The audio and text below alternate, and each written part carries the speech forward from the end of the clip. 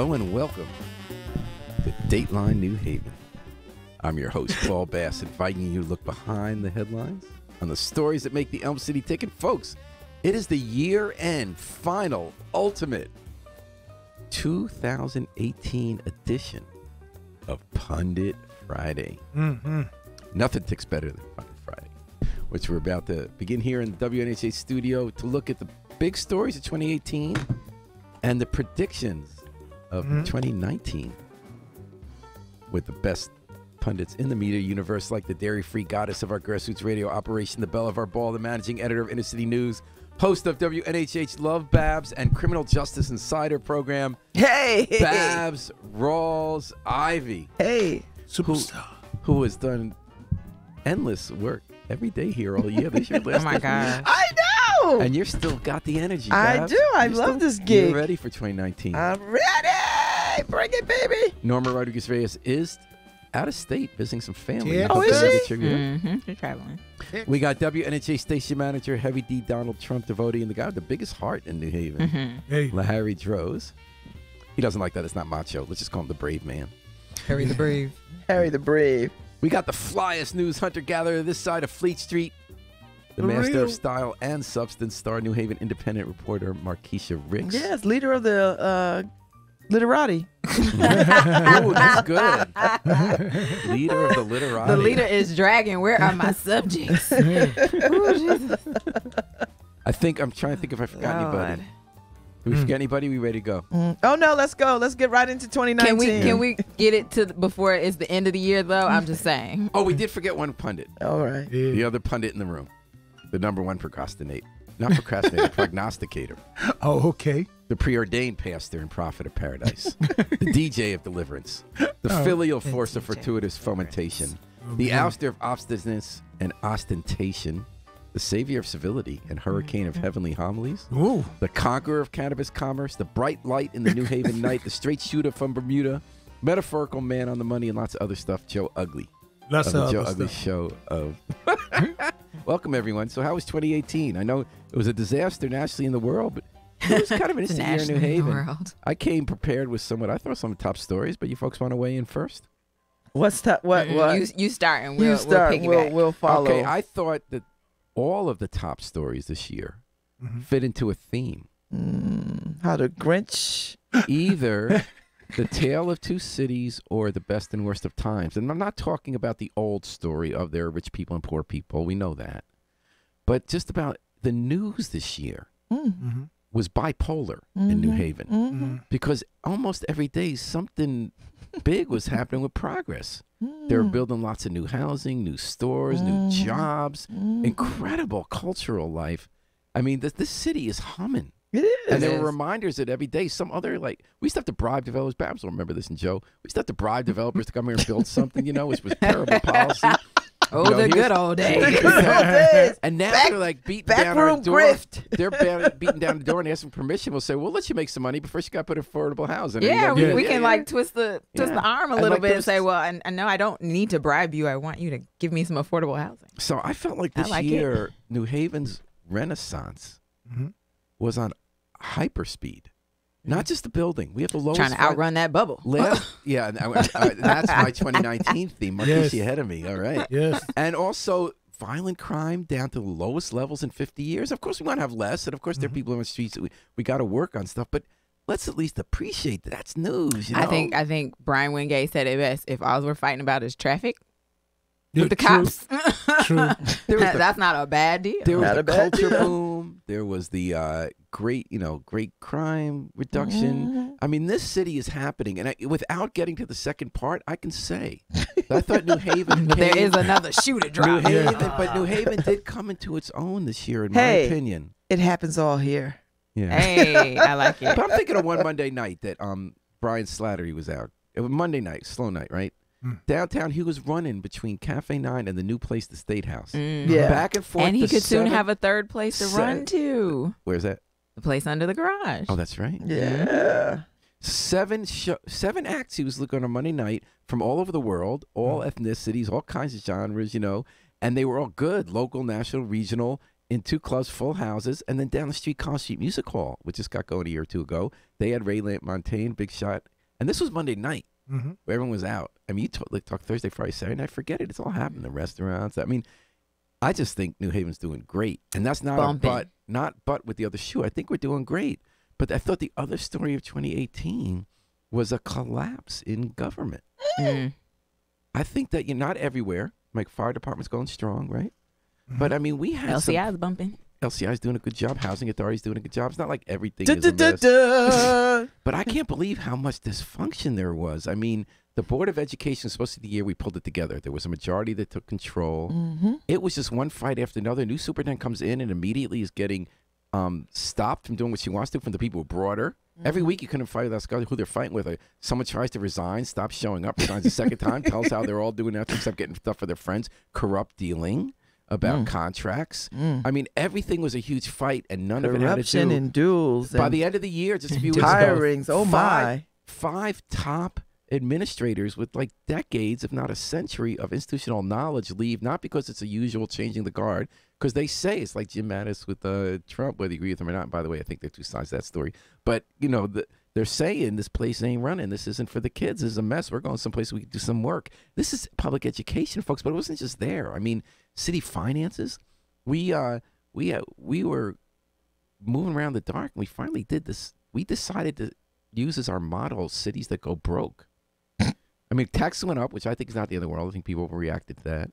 And there were those kind of like PR missteps where taxes go up and then people get big raises. I think they were fair raises because they hadn't gotten raises for 7 years, the mayor's aides, but it looked bad. That was bad PR because they hadn't done it for 7 years. There was a reason for that. And they're still in negotiations with right. the, And as Chris police Peak contract. reported, we don't have a contract for years. The police department has going to be 100 people down, another 30 to go. And that's not anyone doing anything wrong. But the That's just breakdown, people jumping off the ship like it's the breakdown is that we Titanic. can't afford to pay them what the suburbs pay them, where there's less crime, and they're just getting poached. And we have a crisis happening there, an opportunity, but also a crisis. And then we had, some stuff looking at how city finance is spent by Chris Peak, that they're just like not keeping track of what they're spending where and doing some outrageous small stuff. I don't think that's the big picture.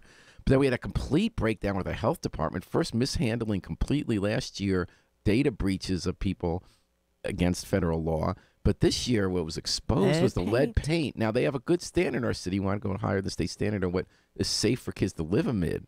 We're going with the Centers for Disease Control. But we found out that all throughout the city, we're not regulating them. And through exposés by Tom Breen and Chris Peak and also work by Legal Aid, there were all these lawsuits that happened where judges just went out of their minds seeing how incompetent the city health department is. And we never heard from the city health department. We've never heard from them why they're so incompetent. We heard from them in court, and it was a joke.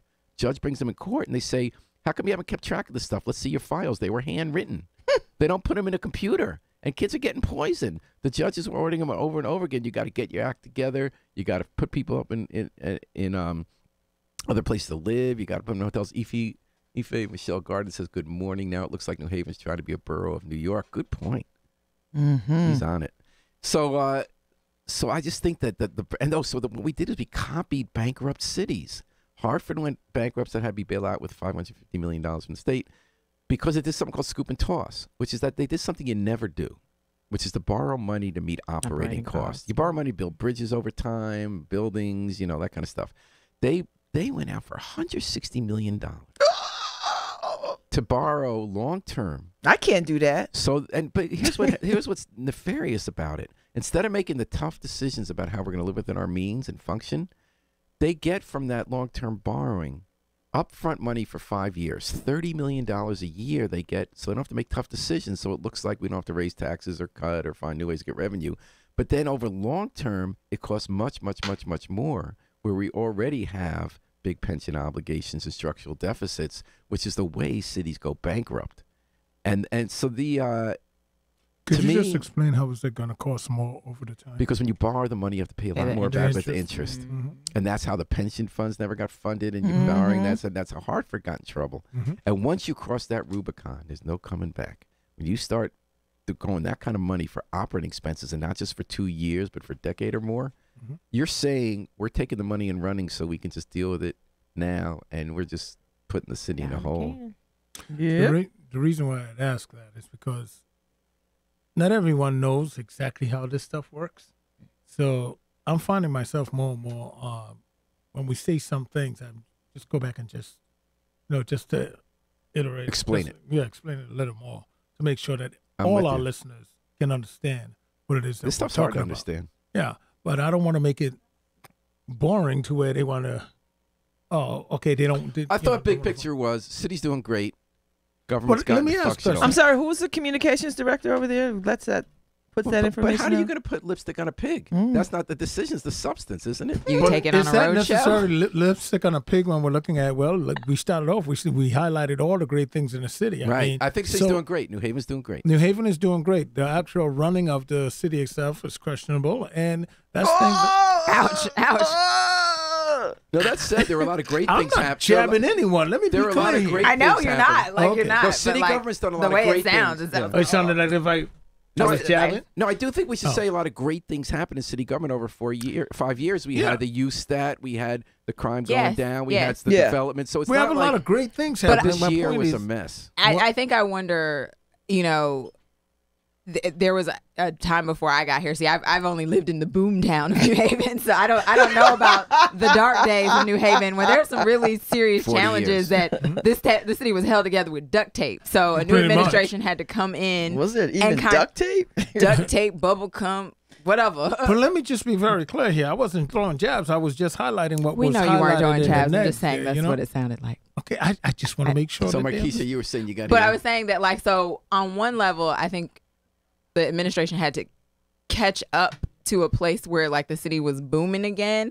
But the unfortunate reality of that is that boom doesn't carry over into new revenue for the city, like in a really significant way Except to for cover the. I agree. Except for years it did. We got so many building permits, we didn't have to raise taxes for a couple But years. sadly, we're like doing all this building now. I just literally wrote a story about all the apartments that are about to come online in like the next 2 years, and like we might be outspending that money, which is what it sounds like. So we had to borrow. So like it's like, okay, when are we gonna get back into some balance? Yeah. Here's the question: all the apartments that are coming, how many? Oh of, my God! I just read about more. How many of them are family oriented? Because it just seemed like downtown There they're are just a making family. So the one that's going to be around the corner from your building Yeah. on State Street. 400 that's- square feet. Is that the one? No, not that one. That's the one on Chapel. There's Okay. a one coming to State Street where that parking lot Yes, is. Yeah. across from That the one loft. is going to have some 3-4 bedrooms, but it's not going to be like a big building full of 3 and 4. It's not going to be Church Street South. Church Street South is never coming back. Like No, the nothing thing like about- that I think is ever Well, The coming thing back about to the the They come city back, they're is gonna like- build on Church Street No, South. I'm saying they're not, but they're building 1 and 2 bedrooms over Right. there. They're not going to And build. They're not building 4 bedrooms. They're not making it family friendly downtown, and that's a problem I'm having. Because why can't a family live downtown? I You have could a have a problem smaller with that. family. Well, but there are you nice can have a places to live smaller in family. neighborhoods. Like What's I that? didn't want to live downtown with my family. I wanted to bring them up in Westville. No, but I want choices. I don't want us to just say, okay, you're our family. You can't live downtown. I think you have a Well, really good because, point, Joe. The I other think it's- side is I like that point too, because if I probably would have raised my children Yeah, downtown. 'Cause exactly. I just like the vibe of it. But Exactly. I Although like one to could- one because could- in the neighborhood, I got to drive if I want to take my child to the theater. I got to drive if I want them to go to a restaurant. What about if I could just walk downstairs and just have my child and their teenage friends go to a restaurant, and I don't have to worry about having to lug them around or just. I want the involvement of a city. But Yeah. conversely, could we have neighborhoods, great neighborhoods that have good little like restaurants and stuff and little We can theaters have- and stuff that people we can can enjoy? have Because I that. think there are a couple of neighborhoods that I can think of immediately that don't have that. We can have that, but I'm also cautious about that because I think for a town this size, I don't want to get too much into the neighborhood. Like recently, we had a lighting of a tree in a neighborhood, and I'm not a big fan of that because the next thing I turn around, but this administration is doing it out of goodwill to give to the neighborhood. But who knows? 2 or 3 generations administration out, they might say, "You got yours, stay up there," But it's something. and I don't want that. There's something to be said. I think your points are well taken. That you could live in places like Wooster Square and Dwight in the edge of the hill and walk downtown, and that the city, as a policy perspective, where downtown is the densest, that it might make sense to go more with like single people, elderly people, But that's childless more couples. vehicles. That's going to make it worse. No, without cars, because they don't need the cars without the kids, and that you don't pay as much back. You make money, and we want to have families because families That are sounds strong. so great, but Paul. you They make don't money need as a cars. town, and you don't pay for schooling because you don't have kids in the school. I mean, there is a net plus when your development downtown is for singles and couples. Oh, it's going to be for people like me who are going to be empty nesters. Right, you're going to have that penthouse of the Alexion building. Daggone right, 100 College Street. There you go. And if you Like, have send that, my mail there, please. my thing is that I like, for example, when we moved into this building, it was like mandatory that we had had 3 bedrooms, because it's like my son have to have a space, and if we have company over, gotta have, you know what I'm saying? He always, I don't care how old he get, he's always gonna have a space for him to rest his head. Always at home. He's always gonna have a space at home. I'm That's our rule. not making that No. deal. That's just our rule. That's just our rule. That's our thing. Sure, we leave I'm our not kids' opposed to it. rooms. They've been gone. They're 25 and 28. We Do still you still got the room, right? their rooms are still there. Still There in you their go. rooms. Guess You see, I- what will happen at my house? I think it gives Meditation B. room, gym, Cigar library, room. cigar room. Bar. Harry's still with us. You know what? But the reason why we're doing it is because I always think it's good for negotiation. It gives them negotiation room. Things are foul and messed up out there. Hey, I could always go home.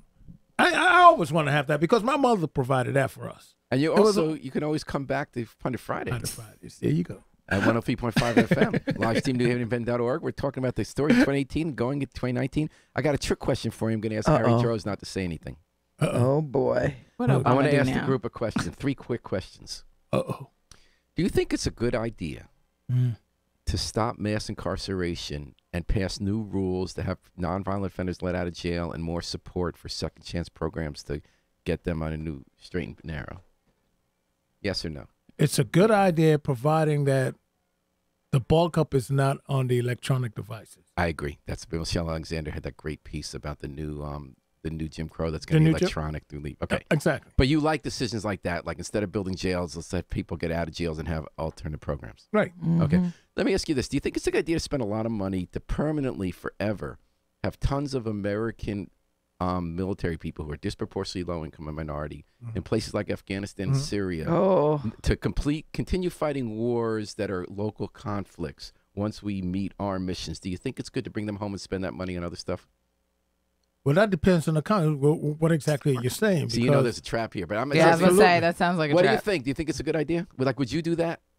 Do you want to bring New Haven soldiers home from Afghanistan and Syria and like have them here working here for the future and not have them trying to solve problems between different groups? Look, long as they're not down at a border guarding a wall. Yeah. Okay. So like if you Because I'm sure there's better things for them to do. Would you like to see them permanently stationed by the thousands in Afghanistan and Syria while those people have civil wars and other fights forever?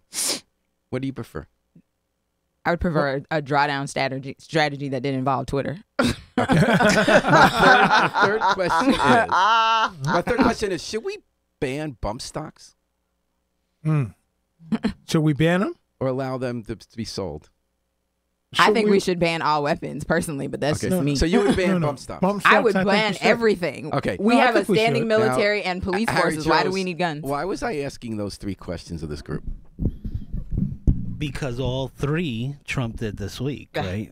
He announced this week Sure the ban boy. on bump stocks. Okay. The drawdown in Afghanistan and Syria. By Twitter.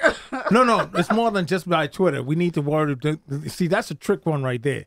We just can't exit out of Syria. And that's my point. Without a strategy. A strategy. A You plan. just can't pull because we did that think before. He doesn't have a strategy, but that's Okay, fine. so what is the And then strategy? also the second chance, the prison reform.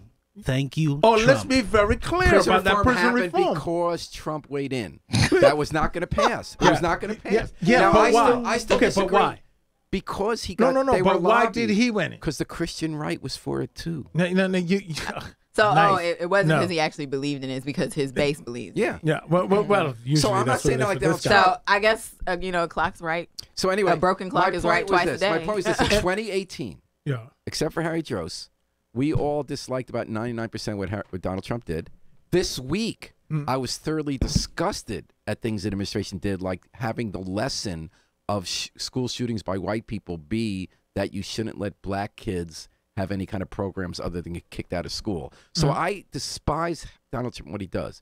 My point was that this very week, there were 3 cases, whatever the motivations, But it's more where than the I motivation. think Donald Trump took actions Yeah, he took action, that but we is Syria a agree good with idea? very much.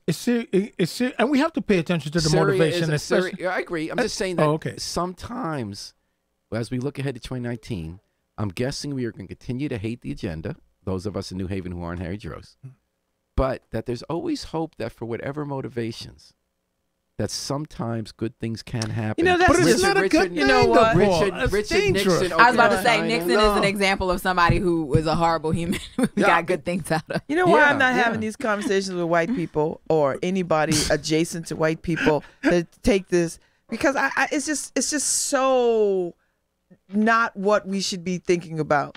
Okay, he did 3 things out of 50 million other zillion things, and these 3 things are going to cost us with everything but- that we don't even know we're going to have to pay. Babs, here's the thing. Babs, I did- wasn't the supporting reason the guy why who's he's saying opening that- prisons is because they're not going to have walls anymore. They're going to have monitoring. Okay, that's the new prison. That's a Let's good point. put these things on these people. So are you And- really and they truly- have to pay for And- them. and thank you. Like the telephone calls in so prison. it's not going to decrease people from being arrested No. and their lives being Well, Michelle totally. Alexander is actually pointing some cases is worse because they keep getting violated by these companies. It's private companies that often monitor them in the world. I know. in the I country. wore a monitor. And I wore a but when monitor it's- for 5 months. When it's a private company, they have an incentive to keep violating Right. you. And a lot of people Exactly. who otherwise would have been only out, they would have been off probation in a week. They now go on for months and have their movements restricted Right. with a profit motive to keep them So confined. that's know. not a good idea to No, it's not a release good people out. idea. Brad, Release the people point I out. was making was not that in the big picture, all of a sudden Donald Trump has become a progressive. I'm saying that even the worst president in our view And can this sometimes make decisions. I don't think any of And I these think what Babs decisions- is saying it's is not that the good. decision actually it's good on its face, but when you look at the details, Details, it's it's not terrible. good. You're really It's not, terrible. but you're not glad that they passed the bipartisan bill about prison reform. You're not glad about It's that. not about the bill being passed. It's what exactly is it going to give? What is it really going to do for Is our there some money community? attached to it? Of course, Yeah. there's money attached second to chance it. And retraining. where's the money going? Retraining programs. And okay. Yeah. I'm not Okay. for their outlook. I'm not for the Look, big picture with them, Babs. Nobody. I don't want people to incarcerate. But if you're going to take people out of prison, don't try to See, slap everything them about on- this president, he is a grifter. Yeah, don't- And grifters operate a certain way, Yeah, right? you know, We've it's like- seen this. If you go to the circus, you see the big man with the tent, right? Yep. He's a grifter. Yep. Grifters, They're con man. Let's face it. la la la la la. Three-car la, la, la, Monty. la, la. Three-car Lyndon Johnson was a grifter. He messed up Vietnam. Because of him, and more importantly, the work of the Civil Rights Movement. But because he was the president, we did have the Civil Rights Act, the Voting Rights Act. Yeah, I mean, we- Medicaid, Yeah, Medicaid. I guess. I Well, guess. no, but I we- guess we- if I have cancer, chemo will cure dandruff. But Paul, to your point about that, aren't we Wow. fighting for to have the Wow. protections of the Voting Right Act? Like, aren't we fighting to Yeah. save You're that right. right now? You mentioned Medicaid, which is in shambles. I'm with you. Like, I'm with so, you. And so what I'm what with they're you. both saying is that yes, you can pass some legislation that looks incredible and it's exciting in the moment and it looks like it's going to do a lot Short term. but it's not a long term I'm with solution. you. I'm with You you. get these people to come And what home. Paul is saying, I'm I'm with getting you. everybody's sides. What Paul is saying is that you can't legislate for the great and opt out of the good. Like you can't sacrifice the good for the great. No, I'm not talking about sacrifice. I think they should oppose Trump with everything you got. I'm just No, saying what that I'm we should saying just in recognize. terms of this Yeah. legislation is I'm I trying to refuse be to a give him- bridge. You are I good. refuse to Which give is- him credit what for I'm this. saying is That's like, what I'm. I refuse that's to where give I'm him at, credit Joe. for something I'm that not he giving did, him credit for because that. all he did was three-car Monty the prison system. Yeah. he just shift the cards around. I'm with you on He just- 2/3 of this, but there's one place Where the card is, the where third the card. first time I actually said I'm with Trump and against the New York Times and the defense I'm establishment. never going to say it. And this is on the where he said there are good arguments maybe shouldn't pull down troops out of Syria. There were good arguments by not pulling out Afghanistan. But I very deeply in my heart believe, and I'm not an expert, that those arguments have been wrong and the defense establishment for years have been making money out of convincing us that we Right. need to I have hear what you're saying. black and the brown military poor industrial people, complex. black Right. and brown soldiers for the most part with no other opportunities camped out in a forever war Yeah, well, in the okay. Middle East and Africa that we will never win, that we're not going to solve, that we have other interests we're not talking about. I'm not saying Trump's motivations are good. He did this to say, I promise I do this, I'm going to do it, which Obama did too. And he was right, and he got slammed for it. The bottom line is, if you're gonna do something, do it that it's gonna be effective. Try to do it as much long term as possible. No, I think the bottom line is we went into those countries and destabilized them, and now we're about to pull out on them and let them fall to the wayside. Needless to add, innocent people are going to be when Obama did it when he pulled out of Iraq. Everybody said it was genius. It was a problem. Obama he wanted a plan to withdraw people out of there. No. Like, come Joe on. said it's worse to have a monitor on you. So Joe wants you in jail instead of having a monitor on you. How does that work? Because you don't pay for jail. Also, you don't pay for jail out of your pocket the way you have to pay for a monitor out of your pocket. Hundreds and hundreds of dollars that these people cannot afford. What? Or you get violated, to be fair which to keeps you in prison. To be fair to Joe, Michelle Alexander said, yes, it's better to be out than in prison, but what's happening is instead of being in prison for a week, you're going to be, in effect, in prison for months and months and in deeper legal trouble because of the way electronic What Harry monitoring just is tried set to up. do was pull on people's emotions by saying, emotions. you by trying to have it to where people are locked up versus free. Van Jones. No, we can't. We're not going to. I'm not giving Donald Trump credit for anything. Do not speak for me. Thank you. Say it again, Joe. Van Jones don't speak for me. Every black person that speaks does not speak for me. Please. That's insulting to my intelligence. It's insulting to your intelligence, but you attach an opinion of someone else to everybody. To what all are you talking about? You do it all the time. No. Give me an illustration. I'm sorry. My hatred of Donald Trump is solely for Donald Trump. Thank you. My hatred of Paul Ryan is solely for Paul Ryan. My hatred of the other cats are solely for them. Right. I don't mix them up. I know who they are. I walk in the room. I could be anybody to them. Thank you. They're all white men who are the enemy these days, right? No, she didn't say that. She's not against all white men. That's no, because I happen to see one, but for the most part, perhaps. She's talking about people who have embraced rolling back the civil rights of the act and see. Harry loved to try to pull on your emotional. And it's my fault because I opened the Pandora's box. No, why not? Nothing about me. It was needed a discussion. Listen, I'm used to. Problem with that. We've had 2 years of grifterism. You know what else we had this is year? just grifterism. You know what else we had this year? We had domestic violence. Harry said in 2018 he's going to get one more mic. And it's going to be wireless, so nobody can take it out of his hand. 2018 was the year, talking about stories of the year. The police department was rolling out and it started partially opening a new one-stop domestic violence center so that people have a safer, easier way to get help when they got beat up and the batterers get help. At the same time they rolled that out in a period of a couple of months, 5 different New Haven police officers were arrested for domestic violence, including a horrific case with a district manager who kept his wife hostage for a week, and his superiors didn't even say, why isn't he at work? And they had to bring the SWAT team, and her life was threatened. He had this arsenal that he was threatening to shoot up the place. So that was kind of an interesting thing in domestic violence. And then they just kicked a recruit out who had been arrested in a domestic violence case, and where the cops are called. And they had 3 times the chief had recommended having that recruit removed from the academy because he had lied on and stuff. And 3 times the Board of Police Commissioners overruled him and said he's got to stay. And then finally, with this domestic violence, the 4th time he was gone. Do you think the police department... Who is this guy that they need it so bad? 2019, do you think that the police department is ready to tackle domestic violence? Nobody's ready to tackle domestic violence. Yeah. Listen, whether it's the police department or the community foundation or Yale University, nobody's ready to talk about domestic violence or sexual assault. We know that because if they were, we'd be having different conversations and we'd be putting in different sort of strategies and components to sort of support people who are victims, survivors of, and people who are committing these crimes. And, like you said, it is people. It's not a male or female.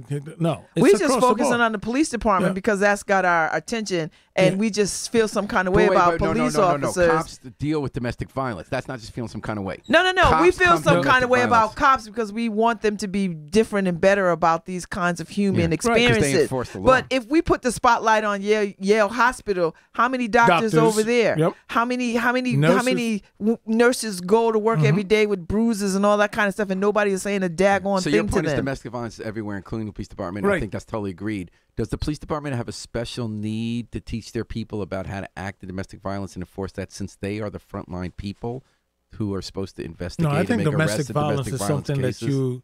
that you have to work on an individual thing. I mean, I think the department has a problem it's not dealing with.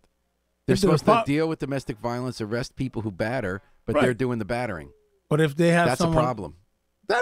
you know what? That is a problem. Especially, it's like a crook arresting a crook. I mean, there's a problem. I mean, listen, I'm all for consequences for your actions. So if the consequence is to lose your job, whether it be the police department or Stop and Shop, if I that's agree. the consequence, that's what it is. Right. But let's not sort of hold police officers to a higher standard where we're not willing to hold judges and ministers and school teachers and all these other people who Have are definitely beating people up, their wives and That spouses. point is very well taken. I'm holding the people who run the police department to a different standard, which is that if you're not knowing where your guy who has been making threats has been for 5 days when he's supposed to run in the whole Dixwell neighborhood, and he's holding his wife hostage and making threats, and he's amassed an arsenal of weapons and ammunition. I think that the department needs to be on top of that stuff rather than afterwards helping him cover for it. Where I is don't that know story if anyway? Listen, Because that I don't story think they did were just go helping. away. I mean, listen, I'm not They're making it, they're convinced that they slow-walking were it so he trying gets to. they're slow walking it so that he can get his pension. I mean, He I gets his know pension in a both these year. people personally because they are good friends of mine, and I, like everybody else, was shocked. But I also know that there has been a history of domestic disputes between them already, right? So here's the thing: if we know when people are being battered, we see it. We just don't say anything about it. We walk with people all the time. We see people all the time who are battered, and we don't question it. We don't question it because, one, it's not our business. We take that stance. It's not our business. Two, we're gonna let them handle it however they handle it. And three, it's called domestic violence for a reason. It is in family, and we don't have the tools or the insight to sort of deal with that. I mean, I'm cross-trained in domestic violence and rape crisis. So, because sometimes they go hand in hand. And so there are particular things that you need to know about how to address those kinds of things. I mean, does the police department need to put in something in place for that? Absolutely. Every place of employment should have some mechanism in place. Do I think that the Border Police Commissioners should strengthen this? I think so. I think Those are so. all good points. So how about if a high-ranking cop who's in charge of an entire district is not showing up for work and has had recent incidents of domestic violence? Should we check in where that guy is? Of course, that's just Yeah, natural. I'm I not would saying think we so. shouldn't. I think we should. I think we should. But we should do that if he had the flu too, right? Right. We should do it if his kids are Correct. sick. We should do it. You know what I mean? Like, it can't just be for domestic violence. It has to be for all kinds of things that we should be doing that if somebody's not coming to work. Like, if you don't come to work, Paul, I'll be like, where's Paul? Yeah, where's You Paul? know, I'm gonna be off next he week. was late for my Christmas party. And was then I like, gotta "Where's Paul?" is it a Jewish But I holiday? stayed past you. Yes, you did. But This is it. where Paul is right now, along with Babs and Markeisha and Harry and Joe, we're at a Pundit Friday. Yeah. WNHH, 103.5 FM, live stream, newheadindependent.org. Another big story of 2018. We spent a lot of time talking about that disappearing from view. Elections.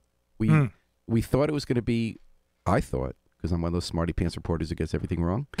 I thought big Republican year this year. I thought Republicans were going to Yes, take over you one did. house of the legislature. Yes, you I thought they were going did. to become governor. You Instead- had me Didn't y'all have a nervous. bet or something? Yeah, he had. Yeah, I believe we had a bet. I believe you chickened out of the bet, Joe Ugly. What was the bet? I can't remember. We'd have remember. to like review the But show. we had a blue wave. Harry knows. We had No. a blue wave of Democrats.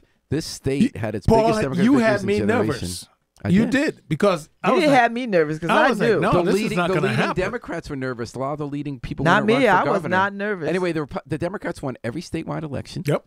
For governor on down. They won every congressional election, and they now have a Tsunami. near supermajority in both houses of the legislature, whereas they were tied in one and close in the other.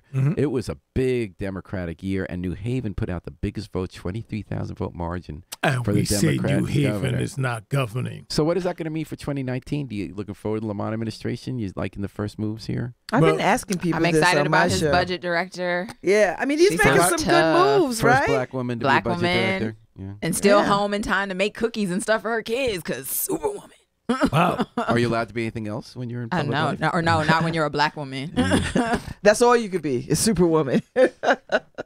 Can't be What do you anything think, else Joe but Ugly? square. You looking for the Lamont administration? Yes, I am, because he's supposed to be like working on this weed bill. So let's get it going. Fine, let's get it popping. Let's get it popping, man. The I biggest got my issue for New papers Haven lined up. is whether they still have big deficits. Your papers? Got the papers So when lined we up. talk about the construction boom of 2018, when we talk about the state's budget situation, which is slightly improving, it's still a big deficit, but the receipts have been higher.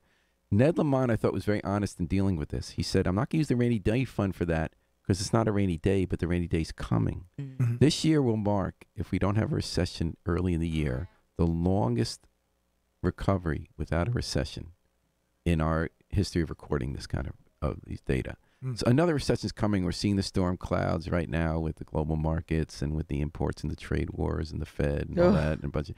So when I talked to one developer recently, who was- Self-inflicted wounds. By I the talked way. to one of the developers putting millions and millions of dollars of other people's money, to build New Haven. He said, we're all racing. There's still a lot of projects on the boards in New Haven, a couple of hotels, the It's on the gonna west of the dry bank, the two being built on Olive and Chapel area. A lot of those can't, and the whole Ninth Square thing with the Coliseum. There's supposed to be a hotel and apartments coming right Yeah. like, over here. That money's going to stop. That spigot, I think, if there's a Mhm. recession. And like one of the several reasons we've had this boom is because it's been a good time to build with the low interest rates and the recovery and all that. I think it might be harder to get money to build. I think we're going to see a recession before 2019's out, at least following what the smarty pants say.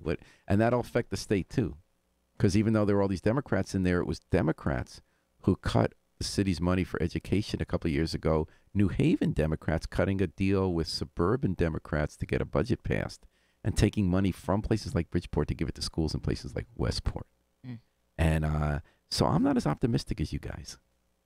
I'm a little concerned about the suburban-urban break as opposed to the and even though he picked an interesting budget director, I'm not sure about a hedge fund guy being chief of staff, and that mentality. He's kind of smarter than everybody and sensitive to the big money. Michelle Eva says, where are all these people going to be working? So I don't know. Am I wrong? Am I wrong again to cast gloom on the state I don't know. picture? I don't think. I think I think Ned Lamont has a very tough thing ahead of him. Like it's so I'm not necessarily excited about his leadership. I still don't know that, but it sounds like he is making some. Even though you don't like his hedge fund choice, he is making some good choices. For Department of Transportation, he picked someone who ran Metro North Railroad today. Who was that? I forget his name, but I'm very happy about I that. know all the Metro North Because people. Department of Transportation has been one of the biggest problems state government because it's Yes. been geared around cars and highways. Mm-hmm. So I do. Well, take that's some an hope in interesting that. choice That was a then. good choice, That's a good yeah. choice I because give him Metro kudos for North that. is about it. They are very good on organized labor. Like that is the ground in which they stand on over there at Metro North. I'm thinking of transit rather than cars. And Yeah, that's the big thing I'm yeah, thinking and of. they believe in that wholeheartedly, right? Well, who's So running And really, the- one of the major economic problems for our state is like figuring out how to move people in a way that is efficient so they can get where they need to go and make money and bring it back. Who's running the Hartford to New Haven line? New Haven Hartford line. Is it Metro North? no, it's No, not it's not Metro Metro North. North. Okay. It's Amtrak. Yeah. Amtrak. Is it Because- Amtrak? Or no, I guess State Department No, of no, no, Transportation. it's- Right. yeah. They have a No, it's deal the with State Amtrak, Department. someone's Someone trains. at the State State Go- Department of But they've been Transportation. getting good reviews. Everybody like running up Except the there. It's just schedules a don't late quite at make night. sense, and they don't have enough trains, so they made people not get on the train when they were waiting in Hartford to come to New Haven. Oh, is that right? And those are because some of the ones you get on that are on Amtrak trains, and they were full. Because they Oh. geared it as always toward Hartford rather than New Haven. When's the most convenient time to get to Hartford, not to New Which Haven? I think is the biggest mistake. And I hope that, if whoever comes in can like look at that and be like, okay, this is just bad. Right now, a lot of people ran for governor as Democrat in the primary, a lot in Republican, and a lot of people felt like the process didn't work to get the best candidate. Marquisha was at a meeting the other night where people are trying to bring ranked choice voting to Connecticut, and it's mostly lefties who want this, but not only, who say you get to vote for everyone who's running in order. Like, here's my first choice, here's my second, and then they go round by round, eliminate your first choice counts in the first round. They eliminate someone who got the least, then your second one counts. So in the end, you get someone, you're not voting for the lesser of two evils or against someone you don't like. You're voting for. So they've done this now in Maine. They've done this bunch of cities like Minneapolis. And it was interesting to me is I Ted Herbston, who's one of the people who ran for governor, and he hadn't heard of ranked choice voting. And I said, don't say you're for it because lefties are for it. You might not end up liking it. He said, yeah, I want to know more about it. But he thought, I want to have a runoff, which is part of what that means. I want to have a first round where you vote for who you really want, and then you get your two choices. What's interesting about that looking ahead to 2019 is we might have that system in New Haven now. For a long time, since at least like the 70s, whoever won we haven't had a Republican governor since 1950, Republican mayor since 1953. But starting in the 70s and 80s, it became that if you were a Democrat and you won the primary, there really was no general election. It's just that's the only election. But that changed more recently, including 2013, because there's so many independents now. There are more than 15,000 that we had a lot of people. Last time there was a real open seat for mayor, 2013, we had 7 people originally running, then 4. They had a first round, which was called the Democratic primary, but the candidates, except for Tony Harp, who won that primary, registered to also run as independents. So the person who came in second, Justin Elicker, ran in the general. It was 1-on-1. And that, I think this year we're going to have a mayor election, and there are going to be real candidates this time for the first time since Tony Harp's been in office. I think, people who really can run and maybe potentially win the race. Who's running? I know Elicker. Justin Elicker, and he's a real candidate. He I know he's a real candidate. And so that's one person. I see him everywhere now. So that'll be like if there are several in a primary, and Liam Brennan's this Lee Lord, former federal prosecutor John Rowland, who was working with the Affordable Housing Coalition. He wants to be mayor. Yeah. Mm-hmm. So he's not on MSNBC all the time. Whatever. I don't think Anyway, is Doug running? No. See, there are a lot of people who want to run if Tony Harp doesn't run. She says he, quote, intends to run. And I think she obviously is in the leading position. She's the incumbent, and a lot of people like her. She might not run because I think she's out of money. She's still got debt from her last campaign, let alone raising new money. Although as incumbent, she'll be able to run. But it will be a real race, right? And she feels like she likes the job. She's done a lot she's proud of with crime down, employment up, city moving with building, and use that and stuff. So she says she wants to run again. But it's going to be a real election year. And I think we do have runoff election now. It's kind of interesting. Because it might just be she and Elicker is the only serious candidates in primary. You might see some others. And if she doesn't run, I think we're going to see a flood of candidates like 2013. Oh, yeah, you'll see a flood. Absolutely. You're going to see Michael Smart, I think, Juan Candelaria. You might see Taisha Walker if she wants to run, because United Here would be behind her. I don't think you'll see Karen Du Bois-Rucker, but who knows if she wants. Well, there are a lot of people who want her to run. So what do you think is going to happen this year? Do you think it's going to be a big mayoral year? I think it depends on what Tony decides. Yeah. If she stays, then, sit down. Yeah. But if she doesn't, the field is wide open. You don't think it'll be a real race with her and Elicker? I don't know. I don't think so. Well, I think. I don't think so. I really don't. I think it's going to be a real race. No, I don't think so. I think they're going to be like people who are on ward committees and work on elections who will support him. Oh, I'm sure he'll get some support. He's not going to win. It won't be like Marcus Paca and Ron I guess Smith. the question is, will it be like the last time they ran against each other, where the votes broke down along racial lines? Oh, yeah. It's definitely going to break down. Definitely. It's going to do that. But the question is, Tony Harp. I don't know. Some of the people who keep speaking to me about like being upset are not white people. Yeah. I know. But that's always the case. Yeah. I mean, we've seen that. You can't. But people who I felt like were really very staunch Tony Harp supporters. I mean, we've seen that with John Daniels. We've seen it with John DeStefano. I mean, any incumbent. That's the thing. Unlike last time, there are going to be people who were for Elicker last time who will be for Harp because she's been in office and she wasn't this horrible creature people were painting as. She turns out to be a very good woman who does a lot of good things. And then there are going to be other people who supported Harp, as with any incumbent, who has to make decisions where some people win and some people lose, right? There can be some people who aren't happy with the incumbent and they'll move to the other side.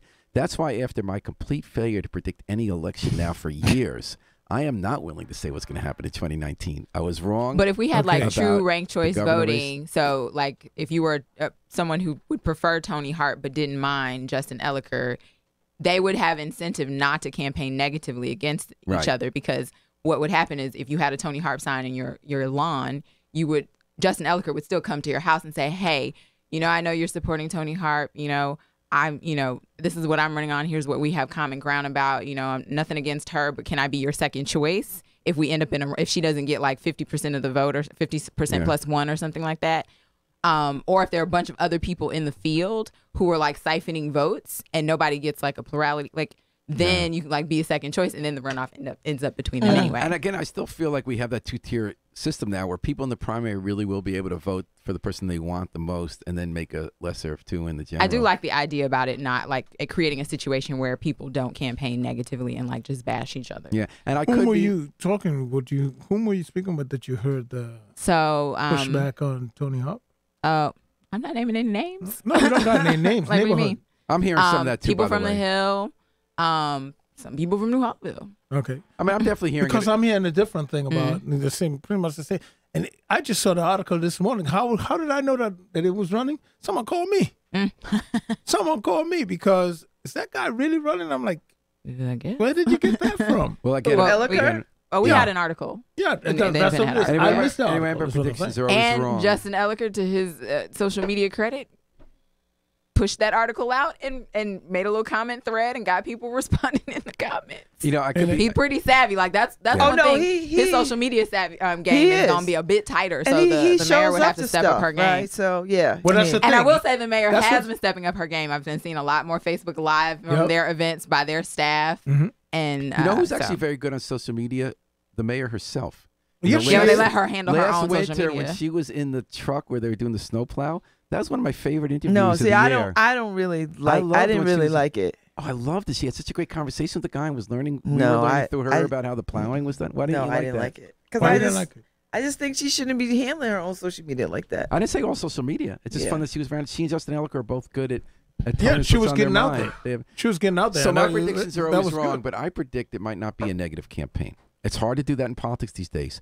But Yeah. Ellicker, to his credit, the reason he, by his own account, overperformed in 2013, he had a lot less experience than everyone. He beat everybody else but Harp because he was a very positive campaigner. That's People what I reacted. find attractive and about he, him. and he can't, and also just strategically, if he goes negative, it will hurt him because there are people who are racist and won't be for Tony Hart because they're racist or they're just bitter against incumbents. He's going to get that vote. So he doesn't need to pander to them. He's got to convince the people who aren't that way, who will respond to a reasonable argument on the merits. Yeah. And Tony Hart, by nature, is a very positive person, does not like to say negative things. But when she got a little poked too far by that horrible last campaign by someone who ran only on the I hate Tony Hart Yeah. with no coherent and, philosophy. and I think you have to sort of. I mean, when you're in those situations, you gotta hit back and knock them down, and that's what she did. She didn't have because to I do, think there was that expectation that she couldn't. she couldn't. Yeah, there was Right. that. Like they were taking her kindness as weakness, and she was like, "Oh, we're yeah, not playing and those then games." he played the old lady card, like And then she took off her purse strap, yeah. Oh no, Yeah, she she's tucked not- her she's pearls. strong, not weak. She like took off her Marcus, earrings. But she only had to do it one time. We don't speak that name. oh But she But had I to do think- it one but I time, think and that we're- was enough. But I think we're going to find interesting people. Like whether or not this guy Liam Brennan is going to be able to run, get the traction. He's a very interesting person. But is So- he known? Like, is he making Right. the rounds? So Is he He's sometimes- making the right, rounds. Is making- he? He is. So you're Okay. right. He has to get known. He's very unknown. You have to get yourself known in the campaign. It's going to be fun to see who gets known and who doesn't. Because, for instance, he did very good work on corruption, understands corruption in a way that Justin Ellicker doesn't. When he went after Roland, he prosecuted Roland. The Yeah, but second is case. corruption our problem? No, but there are ways that Oh. corruption develops that has to be spotted. It's always to some level. I think there's a little bit, not by Tony Harp, but I mean, I think you have to know how government works when people are coming in to deal with you. Well, who he they can't deal come with. in just on that, though, No, right? no, 'Cause- I'm saying. Oh, all right. Affordable housing, he's done some of the most interesting thinking in town with that coalition about changing zoning regulations. So rather than just trying to bring rich people in to build youth housing opportunities and tax base, to try to allow zonings to have a smaller footprint for the houses and make it easier to build on your mother-in-law apartments or onto your houses. He's done good work on legal aid now where he is and community development Is organizations. that where he works, or is he on the Mhm. board? He's He's on legal he aid. works. He went from prosecutor to legal Legal aid, aid. where he does Okay. community. So I'm just saying he's not known. He has a huge uphill fight. He may not end up being candidate. But what I love about campaigns is you find some interesting people who have good ideas who might not win, but really contribute. Like Who's Wendy on his Hamilton- team? And Does he have a also, team? like- No. Oh. And All also, I mean, it could happen that the mayor gets reelected, but also sees an opportunity for these because she's brought people who run against her into her administration before. And John DeStefano for So- 20 years, almost every election, even if it wasn't a seriously contested election, he took a good idea he heard from an opponent and made it happen. But the other So thing, if this is a campaign of good ideas, I'd be interested in seeing that. now, that'd be great. I'd like to see it. I'd Because like we to see- really, as a city, have some real issues coming down the pipe. yeah. We have this development bubble that's gonna burst. Like it's not a question of if, it's when. And then we have this, real challenges with what's happening in the state. And how do we remain this kind of beacon of hope in a state that otherwise It's gets hopeless. trashed all the time? So we have some real interesting challenges. And so people are going to put their best ideas forward. And then whomever wins says, you know what, my opponent had a good idea and I'm going to work with that person if they're willing to work with me on it. And let's move the city forward. I'd Let's be continue to move the interested- state forward. I like that. I'd be interested to see who Ellicker what kind of a team he pulls together, because that would tell me a little bit more about where he leans, That's interesting. And listen, Yep. last time his finance chair was our Donald Trump, before we had Donald Trump, Oh. who used to do a tax on black women. What? And he he hired actors during the campaign outside debate to do a skit about how Tony Harp isn't really black. Okay. Who did that? Michael Stratton. Didn't you serve with him? Or no? No. He was after you. No, he was after me. Can I leave you with one last thought? You notice when the music starts going, is all of a sudden I've turned it on, and then Markeisha's on fire, and then That's Baz because I've is been on sitting here fire. listening and soaking it up. I know, and then it's Then it like there's just comes 30 out. seconds instead of 30 minutes to hear all the wisdom. Can I leave you with one thought on this? As 2018 ends, every city in Connecticut has a white male mayor except New Haven, including cities that have large populations of Latinos and African Americans. Wow. Because the white man's ice is always colder. I think white men are like so trusted, even though they don't deserve that trust. That people are like, because look for like the 2020 campaign. Why is Joe Biden the front runner for like the Democratic nomination? What is happening? Hartford, Bridgeport. I was Norwalk, like, they saying that? Waterbury, white male mayors. Like that's what's struck when Tom Breen was out there when the mayors met with Lamont and they came out one by one. It was like white guy, white guy, white guy, white guy. I saw about what are you gonna do for cities. Then Tony Harp comes out and said, "Oh, wait, there are some other people in the world." Yeah. Get on the stick, everybody. Are we gonna say? What are we gonna say at the end of 2019? I don't know. I don't know. Let's hope I don't know if we're standing. gonna say, or we might have, or we're gonna have a white guy. I don't know. Well, maybe what we need to do is tune in for another year of Pundit Friday, because I got to tell you, a lot of great things happened in 2018, but for me, one of the greatest things was to be in the studio with Babs Rawls-Ivy, Markeisha Ricks, Joe Ugly, Harry Jones, and Norm Rodriguez-Reyes. I love Pundit Friday because I love you guys. Oh, I love what we talk love about you and how we too. do We it. love you back, Paul. And we love Harry too. I love Harry. We do There's love no Harry. but love for him. That's the crazy part. We got That's nothing it. but love That's for you, Harry. That's the problem. That's the problem. That's the problem. We got too much love for this I know, and we defend him out there too. Oh, Yeah, we don't God. let people talk junk We about don't Harry. let nobody talk Nobody. about. So now my- we'll talk about Harry. Yeah. It's we'll like talk about family. Harry. We But can, we we can not talk gonna about let our nobody family, else but talk you can't about talk about our about Harry. family. There you go. So to my fellow pundits and to everyone listening, thank you for a great 2018. And we're going to have an even better 2019 All right. here on WNHH. So we're going to take it out for this year with the Afro-Semitic Experience performing I Wish I Knew How It'd Feel to Be Free from the group CD A Plea for Peace. We know what it's like to be free. We just got to remember to book our flight. And we're going to fly free all year long at WNHH, New Haven's home for community radio.